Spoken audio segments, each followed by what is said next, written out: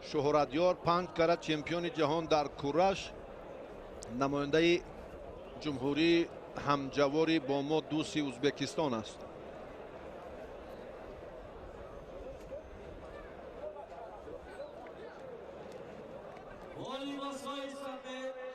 نماینده جمهوری ازبکستان 5 کرده چمپیون جهان کورش محسن اسام‌الدین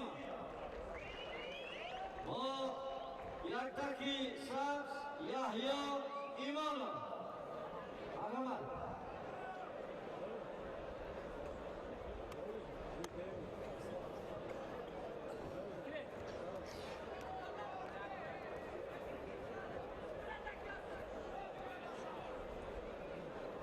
دو پهلوانی ازبکستانی حالا در میدانند،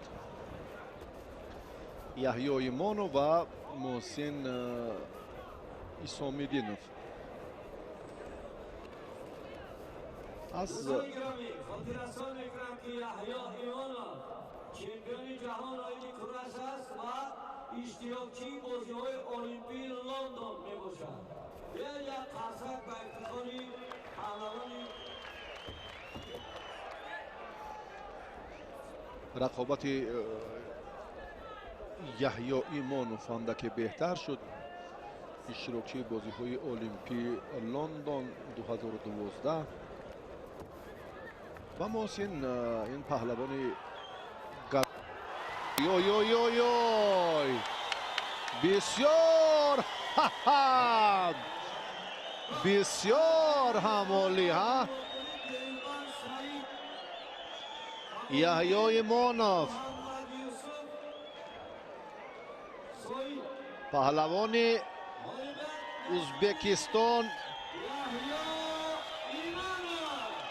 بسیار هم خوب درخشید و واقعا هم چمپیون جهان در گوشین کورش، اشتراکی بازی‌های المپیک و بسیار هم ورزشگری با مهارت.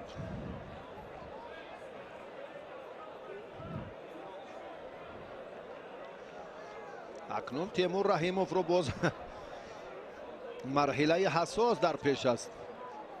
یگان نقطه دیگر برگشت هم نیست.